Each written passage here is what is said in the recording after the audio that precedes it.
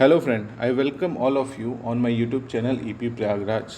और इस चैनल के माध्यम से हम विभिन्न परीक्षाओं जैसे UPSC, UP PCS, MP PCS, UP triple SC और लोअर पीसीएस जैसे एग्ज़ाम्स की तैयारी कराते हैं।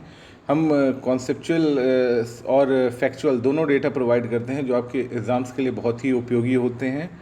और हमने एंशियंट और मेडिवल लगभग ख़त्म कर दिया है। और मेडिवल के कुछ लेक्चर हैं जैसे विजयनगर एम्पायर हैं, और आप भक्ति मूवमेंट एक मूवमेंट था जो आते हैं एक दो प्रश्न वहाँ से, तो उसका मैं लेके वीडियो अपलोड कर दूंगा जल्दी। और आज हम स्टार्ट कर रहे हैं मॉडर्न इंडिया। तो देखिए, जो मॉडर्न इंडिया है वो स्टार्ट होता है अराइवल ऑफ यूरोपियन। तो जो भारत में यूरोपियन जो आते हैं उससे ये स्टार्ट होता है। तो जो हमारा पहला टॉपिक है वो यूरोपियंस है। तो देखिए, ये पार्ट वन है। पार्ट वन में हम डिस्कस करेंगे अराइवल ऑफ यूरोपियंस की। पार्ट टू में हम डिस्कस करेंगे battle of Plassey and battle of Buxar. तो पलासी और बक्सर बहुत इंपॉर्टेंट है इंडियन हिस्ट्री में, जिस जो मजबूत करते हैं ब्रिटिश, जो ईस्ट इंडिया कंपनी को पॉलिटिकली इंडिया में मजबूत करते हैं, वो होता है बैटल ऑफ पलासी और बक्सर के माध्यम से। फिर पार्ट थ्री में हम डिस्कस करेंगे 1857 तक जितने भी गवर्नर जनरल होते हैं भारत में, उनके विषय में और उनके द्वारा किए गए कार्यों के बारे में हम यहाँ पे चर्चा करेंगे। तो आइए सबसे पहले स्टार्ट करते हैं अराइवल ऑफ यूरोपियन के बारे में, या यूरोपियन का भारत में आगमन। देखिए, जो यूरोपीय जो आते हैं भारत में उसका एक क्रम है। जैसे देखिए, सबसे पहले आते हैं पोर्टुगीज़। तो पोर्टुगीज़ जो होते हैं इन्हें हम लोग पुर्तगाली भी कहते हैं। सबसे पहले इनका आगमन होता है। इसके बाद आता है डच का आगमन होता है। डच के बाद होते हैं ब्रिटेन, या ईस्ट इंडिया कंपनी कह सकते हैं आप। तो ब्रिटेन का आगमन है, ठीक है। ब्रिटेन के बाद जो है सबसे लास्ट में आते हैं फ्रेंच। तो ये क्रम याद रखिए, क्योंकि ये क्रम जो है इस पे पीसीएस में कई बार प्रश्न आते हैं। कि क्रम को आपको देख के याद रखना चाहिए। और अब हम डिस्कस करते हैं वन बाय वन सबके बारे में। तो सबसे पहले हम पोर्टुगीज़ की बात करेंगे। तो देखिए, जो सबसे पहले यूरोपियन होते हैं जो भारत में आते हैं वो होते हैं पोर्टुगीज़। तो एक क्रिस्टोफर कोलंबस होते हैं, बेसिकली स्पेन के होते हैं। ये भारत की खोज में निकलते हैं। अब देखिए, खोज से मेरा तात्पर्य ये है कि देखिए, भारत तो पहले भी था। अभी हमने हिस्ट्री पढ़ा तो हमें पता लगा कि एंशियंट हिस्ट्री में वैदिक पीरियड, मौर्य काल, सारे काल थे। उसके बाद मुग़ल एम्पायर और सारे एम्पायर पढ़े। तो यहाँ डिस्कवरी ऑफ इंडिया क्या हुआ। अब देखिए, डिस्कवरी का मतलब हुआ कि जो सी रूट है या बिज़नेस रूट है, उससे अगर हम भारत को कहीं से खोल देते हैं, जैसे पूरी दुनिया से अगर हम बिज़नेस ट्रेड करते हैं, ओवरसीज ट्रेड करते हैं, एक कॉन्टिनेंट से दूसरे कॉन्टिनेंट करते हैं और उसमें भारत को भी पार्टिसिपेंट बना देते हैं, तो ये जो रूट होता है, नया रूट से भारत को ढूंढना, तो इसे हम कहते हैं डिस्कवरी ऑफ इंडिया। कि नए रूट से हमने भारत को ढूंढ लिया, जिससे कि अब हम बिज़नेस को कर सकते हैं या व्यापार को अपने सुचारू रूप से चला सकते हैं। तो इसी क्रम में जो है क्रिस्टोफर कोलंबस जो है स्पेन के रहते हैं, वो भारत की तलाश में बाहर निकलते हैं। लेकिन क्या होता है उनके साथ, एक नया कुछ होता है और वो अमेरिका की खोज कर लेते हैं 1492 ईडी में। इसके 6 साल बाद वास्को ड गामा, जो कि पोर्टुगीज़ के होते हैं, वो इंडिया को डिस्कवर करते हैं। और ये डिस्कवर करते हैं केप ऑफ गुड होप, एक जगह है जो साउथ अफ्रीका में स्थित है। वहाँ से ये रूट फाइंड करते हैं भारत की, और कैलिकट में ये लैंड करते हैं। तो देखिए, प्रश्न आता है कि कैलिकट जो है, वास्को ड गामा कहाँ पे भारत में आए थे, या कौन सी जगह थी जहाँ पे भारत में थे। तो कैलिकट याद रखना है, बहुत बार प्रश्न आया है। किस रूट से आए थे, तो केप ऑफ गुड होप, इससे भी प्रश्न आ चुका है पीसीएस में, एक दो बार आ चुका है। आप चेक करेंगे तो मिल जाएगा आपको। और कब आए थे, तो यहाँ से 3 प्रश्न बनते हैं जो आपको ध्यान देना है। ये फैक्चुअल है बेटा, ठीक है। और तो ये 3 फैक्ट जो हैं यहाँ से आपको याद रखना है। उसके बाद जो पोर्टुगीज़ हैं वो धीरे धीरे सेटलमेंट करने लगते हैं भारत में, जैसे कोची हैं, गोवा है, दमन एंड दीव, ये सारी जगह होती हैं जहाँ पे पोर्टुगीज़ भारत में वो करते हैं। उसके बाद इनके जो वायसराय होते हैं अल्फांसो दी एलबी क्यूरोक्यू, ये जो बेसिकली क्या होता है 1510 में वो बनते हैं और गोवा को कैप्चर करते हैं और वायसराय बन के यहाँ पे बेसिकली रूल करने लगते हैं, ठीक है। तो आइए, इनका सिग्निफिकेंस फ़िलहाल अभी इतना ही है। आगे हम जब यूरोपियंस में ब्रिटेन डिस्कस करेंगे तो इनका थोड़ा सा पार्ट है, वहाँ पे हम इनको डिस्कस कर लेंगे। आइए अब नेक्स्ट बात करते हैं डच की। पहले हम बात कर लेते हैं ट्रायंगुलर ट्रेड की। बहुत ही इंपॉर्टेंट कॉन्सेप्ट है। अगर हम बात करें ट्रायंगुलर ट्रेड की, ठीक है, तो ट्रायंगुलर ट्रेड ऐसा ट्रेड है जिसके माध्यम से जो ब्रिटेन और यूरोप ब्रिटेन और फ्रेंच, बेसिकली ये यूरोप के दो कंट्री हैं जो कि बहुत ही ज़्यादा उस समय प्रॉस्पेरिटी थी, वहाँ पे समृद्धता बहुत ज़्यादा थी। और ये समृद्ध कैसे हुए थे? ये ट्रेड के द्वारा समृद्ध हुए थे। तो बेसिकली हमको ये समझना चाहिए कि ये ट्रेड कैसे करते थे। तो इस ट्रेड को समझने के लिए हमको ट्रायंगुलर ट्रेड समझना होगा, ठीक है। अब देखिए ट्रायंगुलर ट्रेड बेसिकली है क्या, कि देखिए ये है साउथ अमेरिका, ठीक है, ऊपर वाला है नॉर्थ अमेरिका, और ये है आपका, आप देख पा रहे हैं, ये है अफ्रीका, ठीक है। तो देखिए ये अफ्रीका है। तो बेसिकली क्या करते थे, ये यूरोप का पार्ट है, जैसे इंग्लैंड और फ्रेंच है, ठीक है। तो बेसिकली इन्होंने क्या किया था, पूरे दुनिया में अपना औपनिवेशिक शासन स्थापित किया था, कॉलोनियल रूल को एस्टेब्लिश किया था। तो कैसे किया था औपनिवेशिक शासन या कॉलोनियल रूल को? तो देखिए बेसिकली इन्होंने क्या किया था, ये ट्रेड करते थे, और ट्रेड करके अपने जो बैलेंस ऑफ ट्रेड होता है, बैलेंस ऑफ ट्रेड मतलब कि अगर हम कोई व्यापार करते हैं तो व्यापार किसके पक्ष में होता है, ये ज़रूरी होता है। तो जो बैलेंस होता था वो इनके पक्ष में होता था, मतलब मुनाफा जो होता था बेसिकली वो यही कमाते थे। कैसे कमाते थे ये समझने वाली बात है, ठीक है। तो देखिए कमाते कैसे थे ये मैं थोड़ा मैप से समझाऊंगा। तो ये देखिए, ये नॉर्थ अमेरिका, ये साउथ अमेरिका, याद रखिए ये है अफ्रीका, ठीक है। और यहीं पे एक जगह है जिसको हम लोग कहते हैं वेस्ट इंडीज़, वेस्ट इंडीज़, ठीक है। अब देखिए ये बेसिकली क्या करते थे, इनके पास इंडस्ट्री डेवलप थी, यूरोप के पास, ये जो पार्ट है ये यूरोप है, तो इनके पास इंडस्ट्री डेवलप थी। तो ये क्या करते थे, मैन्युफैक्चर गुड जो है वो सप्लाई करते थे अफ्रीका में, ये मैन्युफैक्चर गुड जो है वो सप्लाई करते थे अफ्रीका में। यहाँ पे उस मैन्युफैक्चर गुड के बदले यहाँ से स्लेव खरीदते थे। क्या खरीदते थे? स्लेव। और स्लेव को ये वेस्ट इंडीज़ या नॉर्थ अमेरिका में जैसे वर्जीनिया है वहाँ पे, साउथ अमेरिका में, ठीक है, ब्राज़ील के आसपास, यहाँ पे ये स्लेव देते थे। और यहाँ से इनको क्या मिलता था, यहाँ से इनको रॉ मटेरियल मिलता था, जैसे इनको मिलता था टोबैको, कॉटन, शुगर। तो बहुत संख्या में ये मटेरियल, रॉ मटेरियल बहुत ज़्यादा संख्या में लेते थे, स्लेव को इनको देते थे तो उनकी संख्या थोड़ी सी कम होती थी, और जो इनको प्रोडक्ट देते थे वो बहुत ज़्यादा कम होती थी। तो जो बैलेंस ऑफ ट्रेड है, या जो ये पूरा जो ये ट्रेड हो रहा है, देखिए एक ट्रेड जो हो रहा है वो ट्रायंगुलर हो रहा है, कि भाई यहाँ से मैन्युफैक्चर गुड यहाँ जा रहा है, ठीक है, फिर एक ट्रायंगल इधर बन रहा है, साउथ अमेरिका और नॉर्थ अमेरिका, और फिर दोबारा यूरोप। तो एक जो ट्रायंगल है इसका जो बैलेंस ऑफ ट्रेड या जो ट्रेड है ये किसके पक्ष में है, ये यूरोप या आप कह सकते हैं अमेरिका और वो ब्रिटेन और फ्रेंच के पक्ष में। तो इससे क्या होता है, यहाँ पे बहुत ज़्यादा प्रॉस्पेरिटी आ जाती है, और इनको लगता है कि बहुत सारी जगह पे हम लोग को औपनिवेशिक शासन स्थापित करना चाहिए। औपनिवेशिक शासन बेसिकली क्या होता है कि दूसरी जगह पे जाके हम शासन करते हैं और वहाँ के संसाधनों का उपयोग अपने लिए करते हैं, अपने विकास के लिए, अपने लोगों के विकास के लिए, ना कि वहाँ के रहने वाले लोगों के लिए। तो इसे कहते हैं औपनिवेशिक शासन। तो क्लियर होगा आप सभी को। तो ये जो बैलेंस ऑफ ट्रेड था या ट्रायंगुलर ट्रेड था, इसके माध्यम से ये अपने आप को एस्टेब्लिश कर लेते हैं, एक पॉलिटिकल और कमर्शियल इकाई बन जाते हैं, और बहुत प्रमुख इकाई बनते हैं विश्व की, ठीक है, क्योंकि ट्रेड सारा इन्हीं के पक्ष में होता है। अब देखिए होता क्या है, जो हम भारत में बात कर रहे हैं सेकंड, पोर्टुगीज़ की हमने बात कर ली, पोर्टुगीज़ के अराइवल की। अब हम बात करेंगे डच के अराइवल की, कि भारत में डच कब आते हैं। तो देखिए जो डच का अराइवल है भारत में वो 1602 एडी में है, ठीक है। 1602 में एक कंपनी फॉर्म होती है जिसे हम कहते हैं Dutch east India company. Basically ये मल्टीनेशनल कंपनी है। दुनिया की अगर मैं बात करूं तो पहली मल्टीनेशनल कंपनी कौन सी थी, तो ये थी डच ईस्ट इंडिया कंपनी। याद रखिए ये प्रश्न आता है परीक्षा में, या यूपीपीसीएस वगैरह में, यूपीडब्ल्यूएससी में भी ये सारे प्रश्न आते हैं। तो it was consider as the first MNC, ये याद रखना है आपको। और इसने क्या किया था, जो अपना प्रॉफिट होता है तो प्रॉफिट की शेयरिंग को हम कहते हैं डिविडेंड शेयरिंग, ठीक है।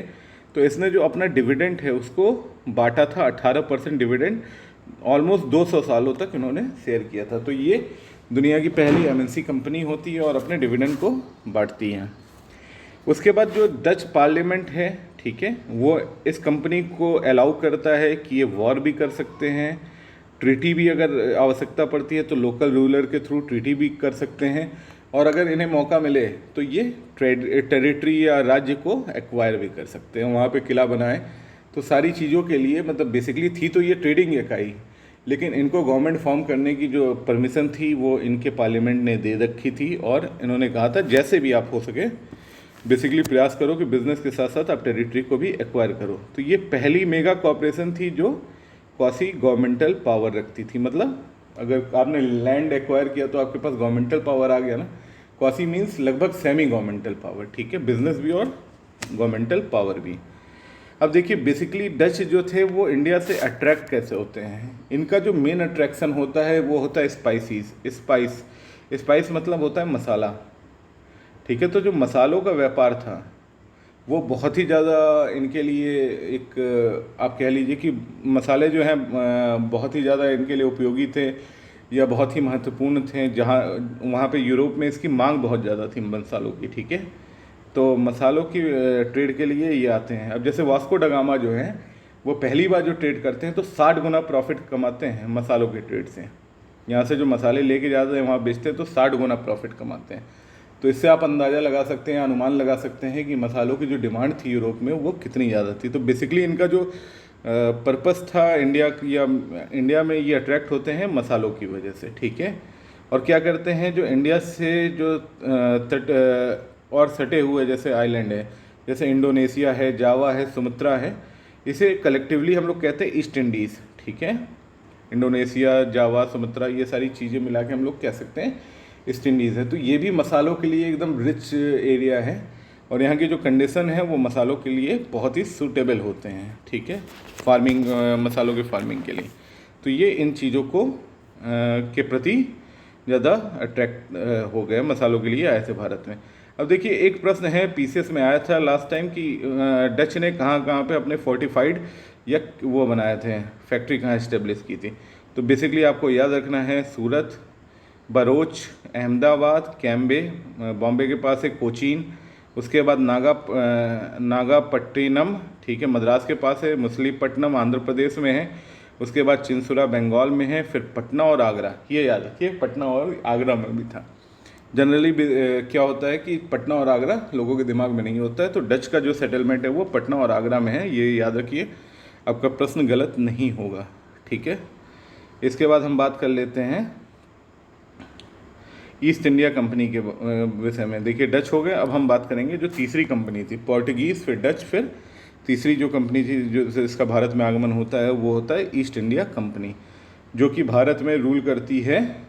करीब 200 साल इनका शासन भी होता है, तो ये एक पॉलिटिकल इकाई भी भारत के लिए बन जाती। तो आइए इसके विषय में डिस्कस करते हैं। बेसिकली क्या होता है, जब ये लेट आते हैं ट्रेड में, भारत में ट्रेड करने ये थोड़ा लेट आते हैं। जैसे 1498 में वो आ जाते हैं, 1602 में वो आ जाते हैं, लेकिन ये थोड़ा लेट होते हैं।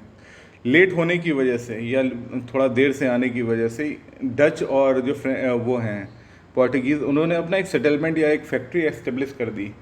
अब देखिए फैक्ट्री को थोड़ा मैं यहाँ समझाना चाहूँगा। देखिए फैक्ट्री जो मैं वर्ड यूज़ कर रहा हूँ, फैक्ट्री का मतलब ये नहीं, कतई नहीं है कि मैन्युफैक्चरिंग यूनिट की मैं बात कर रहा हूँ, या मेरा मतलब मैन्युफैक्चरिंग यूनिट से बिल्कुल भी नहीं है, ठीक है। मेरा मतलब ये है कि एक ऐसी जगह जहाँ पे अगर आपको व्यापार करना है या विदेश में कुछ चीज़ें भेजनी है, तो जो चीज़ें आ रही हैं उसको रखने की जगह, जो चीज़ें हमें भेजनी है उसको रखने की सुरक्षित जगह, और अगर उसे हम लोग वहाँ पे कुछ स्टाफ बनाए जो ये देखे कि कितनी चीज़ें आई कितनी चीज़ें गईं, जैसे क्लर्क होते हैं और बाकी स्टाफ होते हैं, उस तरह का स्टाफ, तो उसे उस समय फैक्ट्री कहते थे। तो इसे बिल्कुल भी कंफ्यूज नहीं होना है कि हम मैन्युफैक्चरिंग यूनिट की बात कर रहे हैं। फैक्ट्री से मेरा यहाँ तात्पर्य है कि मैं बात कर रहा हूँ कि एक मतलब बेसिकली जो कार्गो का जो आना और जाना, इसकी मैं बात कर रहा हूँ, और जहाँ पे ये चीज़ें रखी जाती थी। तो बेसिकली ये लेट आते हैं तो इनको थोड़ा सा रेजिस्टेंस, मतलब कि इनका जो है पोर्टुगीज़ और डच से थोड़ा सामना होता है। अब क्या होता है, बेसिकली आप ये समझते हैं ईस्ट इंडिया कंपनी जो है, जो भारत में 200 साल राज करती है, उसका फॉर्मेशन कैसे होता है। तो बेसिकली देखिए एक इंग्लिश मर्चेंट्स होते हैं, ठीक है, वो एक ऑर्गेनाइजेशन फॉर्म करते हैं 1599 में। अब देखिए भारत में 1599 में किसका शासन होता है, अकबर का होता है। आपको याद होगा 1556 में पानीपत के युद्ध के बाद उनका शासन शुरू होता है 1605 तक। मैंने लास्ट में डिस्कस किया था, बहुत इंपॉर्टेंट था मुग़ल एम्पायर, थोड़ा देख लीजिएगा समय मिले तो इस समय जब ये फॉर्म होता है तो एम्पायर एम्परर कौन होते हैं भारत में, अकबर होते हैं। तो ये भी एक प्रश्न आया है पीसीएस में, 1-2 बार आ चुका है, ठीक है, तो ये याद रखना आपको। तो बेसिकली इंग्लिश मर्चेंट जो होते हैं वो एक ऑर्गेनाइजेशन बनाते हैं 1599 में, और इसी को हम लोग पॉपुलरली या प्रसिद्ध रहता है ईस्ट इंडिया कंपनी के नाम से, ठीक है। और जो ग्रुप जो है इसको संरक्षण देता है उसको हम लोग कहते हैं मर्चेंट एडवेंचरर, ठीक है। तो जो ग्रुप बनाता है उसका नाम होता है मर्चेंट एडवेंचरर, ये भी याद रखिए, ये भी प्रश्न आ चुका है। तो मैंने आपसे शुरू से ही कहा है कि मैं फैक्चुअल और कॉन्सेप्चुअल दोनों चीज़ें लेके चलूँगा। कॉन्सेप्चुअल जैसे ट्रायंगुलर ट्रेड की बात की मैंने, ये कॉन्सेप्चुअल पार्ट हो गए जो आपके मुख्य परीक्षाओं में ये आपको दिमाग लगाने में काफ़ी हेल्प करता है, और ये फैक्चुअल है जो एग्ज़ाम में डायरेक्टली पूछ लिए जाते हैं। तो बेसिकली जो ये थे मर्चेंट एडवेंचरर ग्रुप था, उनसे फॉर्म होता है। और क्वीन एलिजाबेथ जो वहाँ की क्वीन होती हैं, ठीक है, वो इस चीज़ को मतलब एंडोर्स करती हैं, उस चीज़ को परमिशन देती हैं 31 दिसंबर 1600 में। तो ये भी डेट इम्पॉर्टेंट है, याद रखना है कि 31 दिसंबर 1600 में क्वीन एलिजाबेथ से इनको परमिशन मिल जाती है। और जो ईस्ट इंडिया कंपनी है वो अपना पहला फैक्ट्री सेटअप करती है सूरत में 1608 में।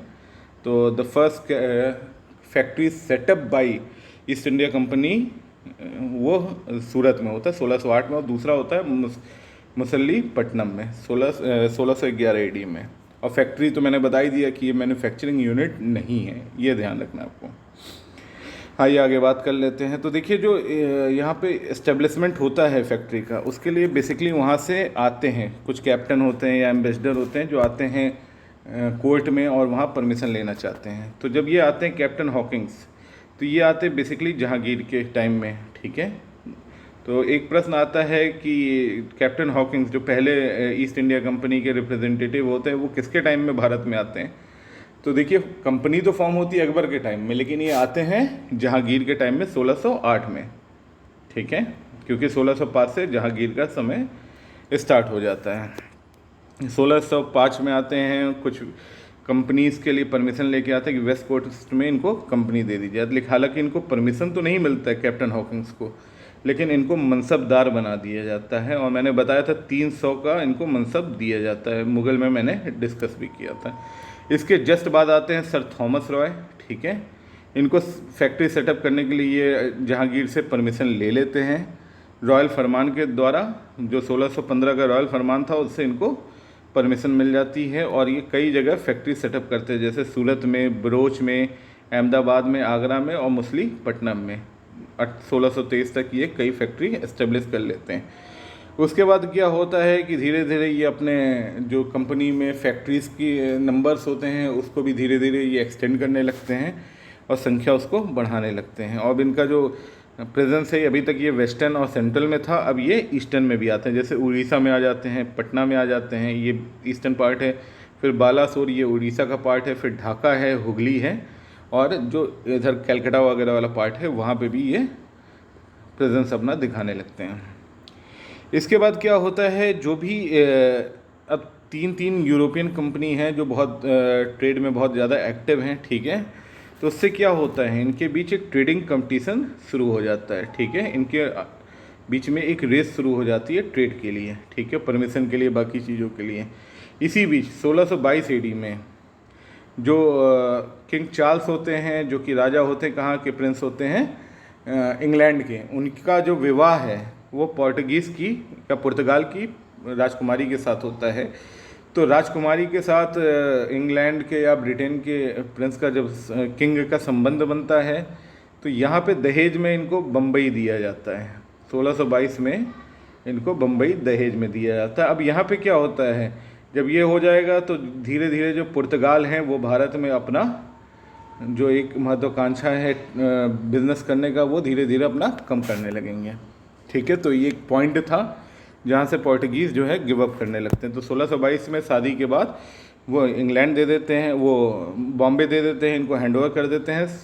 और 1668 में बॉम्बे में फोर्ट बनाया जाता है, ठीक है। और जो पोर्टुगीज़ हैं वो लगभग सब कुछ खो देते हैं अपना, या छोड़ देते हैं। अब सिर्फ ये बहुत छोटी जगह पे लिमिटेड हो जाते हैं, जैसे दमन एंड दीव और गोवा, और ये छोटे छोटे एरिया में रह जाते हैं। बाकी ये इनका पॉलिटिकल कोई सिग्निफिकेंस बहुत ज़्यादा नहीं रह पाता है। उसके बाद हम बात करेंगे ब्रिटिश एम्बिशन का। तो ब्रिटिश जो है वो सोचती है कि जो हम आ तो गए हैं, अब हमें पॉलिटिकल पावर भी गेन करना चाहिए, ठीक है।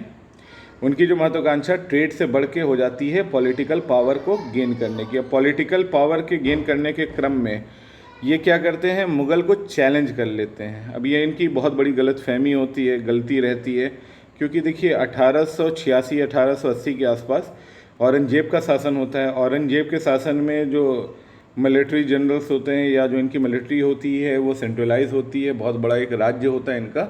तो इस समय जो मुग़ल होते हैं बहुत पावरफुल होते हैं, ठीक है। तो इनके पावरफुल होने की वजह से ये हार जाते हैं ब्रिटेन। इनकी जो महत्वाकांक्षा होती है पॉलिटिकल पावर पाने की वो वहीं समाप्त हो जाती है, ठीक है।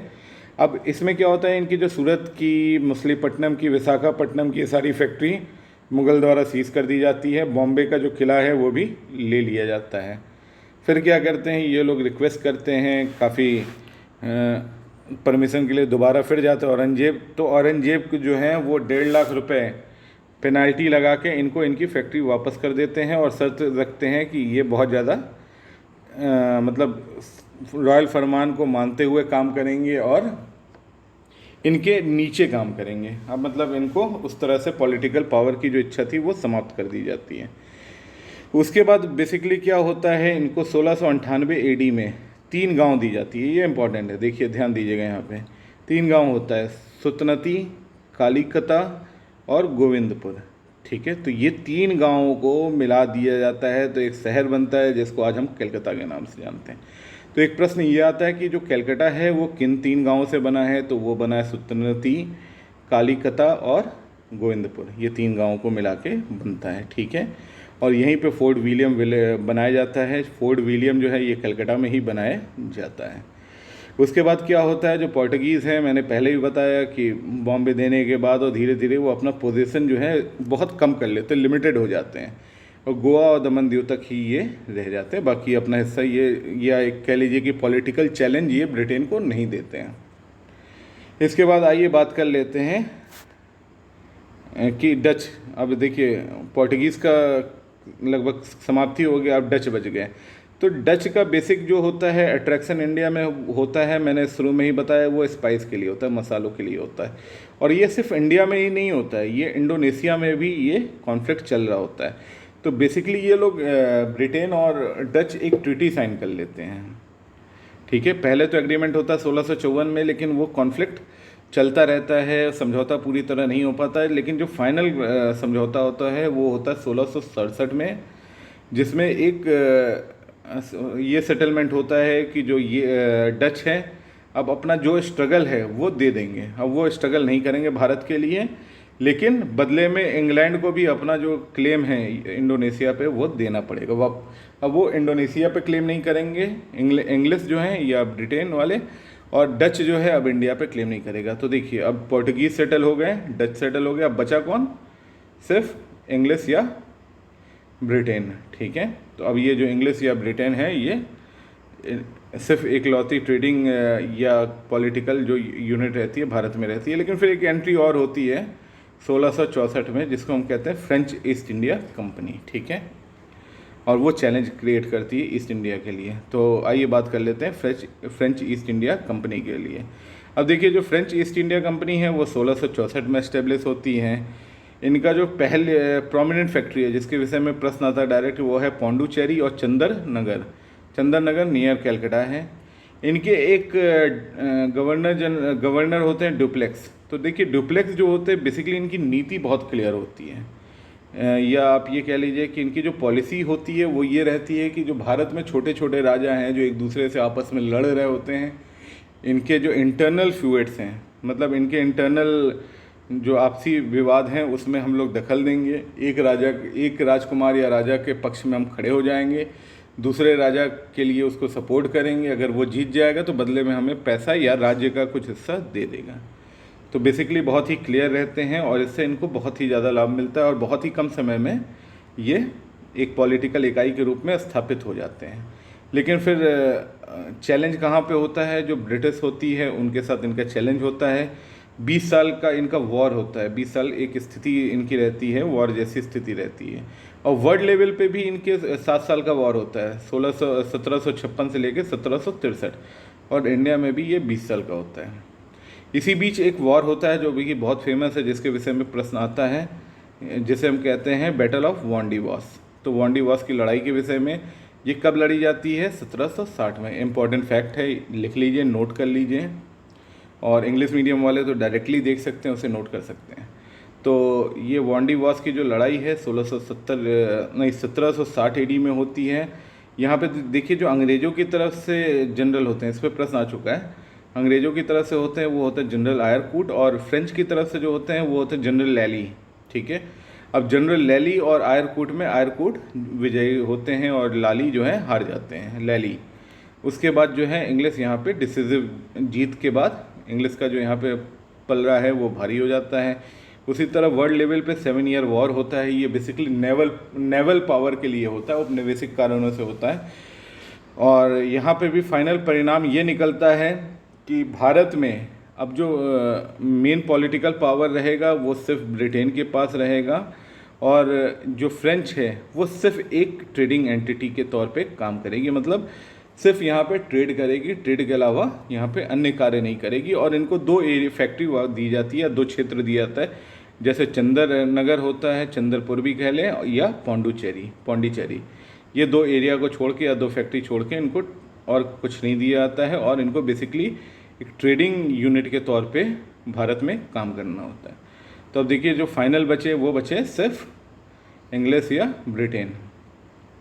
तो जो हमारा नेक्स्ट होगा या नेक्स्ट क्लास में हम डिस्कस करेंगे, वो हम डिस्कस करेंगे इंग्लिश के विषय में। ठीक है, तो इंग्लिश या ब्रिटिश जो होते हैं, बेसिकली इनका जो भारत में वर्चस्व होता है वो 2 युद्ध होते हैं, उनके माध्यम से होता है। जो पहला युद्ध है वो पलासी का युद्ध है, बैटल ऑफ पलासी। ठीक है, और दूसरा है बैटल ऑफ बक्सर, जिससे कि ये बैटल ऑफ बक्सर जो होता है वो सही तौर पे हम कह लें कि भारत में ब्रिटिश सत्ता को स्थापित करता है। तो नेक्स्ट जो हमारा पार्ट 2 होगा, इसमें हम पलासी और बक्सर के बारे में बहुत कॉन्सेप्चुअल और फैक्चुअल लेवल दोनों तरीके से हम तैयारी कराएंगे। अभी हमारा टारगेट UPSC 2020 है, तो और बहुत कम समय बचा है, डेट शीट आ गई है, UPPCS की भी डेट शीट आ गई है।